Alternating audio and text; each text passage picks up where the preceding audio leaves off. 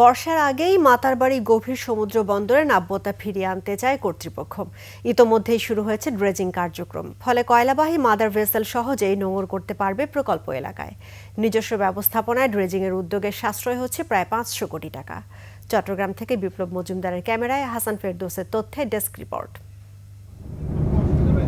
কক্সবাজারের কুতুবদিয়ায় কয়লাবাহী mother vessel চলাচল স্বাভাবিক রাখতে বঙ্গোপসাগরে তৈরি করা হয় এই চ্যানেল।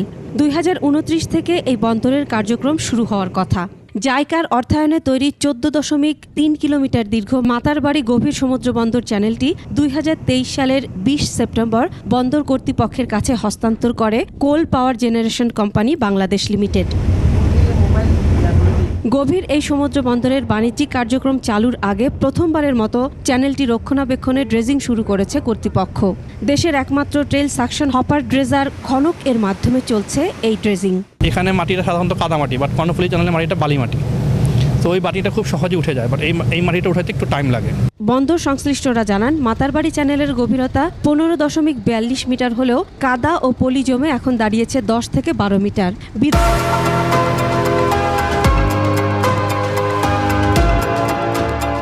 দেশি প্রতিষ্ঠানের মাধ্যমে যেখানে 4 থেকে 500 কোটি টাকা খরচ হওয়ার কথা, সেখানে নিজস্ব ব্যবস্থাপনায় ড্রেজিংয়ের খরচ হবে 30 থেকে 40 কোটি টাকা। ছোটখাটো টেন্ডারের মাধ্যমে আমরা 30 থেকে 35 কোটি টাকার মধ্যে বাৎসরিক একটা খরচ করে যেন এই জাহাজটা মেনটেনেন্স ধরে রাখতে পারি।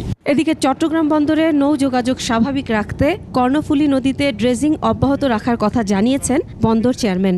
এই মেনটেন্যান্স কন্ট্রাক্টটা একটু দীর্ঘ সময়ের জন্য করার জন্য আমরা একটা পরিকল্পনা হাতে নিচ্ছি, যাতে আগামী 3-4 বছরের জন্য একটা স্থায়ী একটা ব্যবস্থা নেওয়া যায়।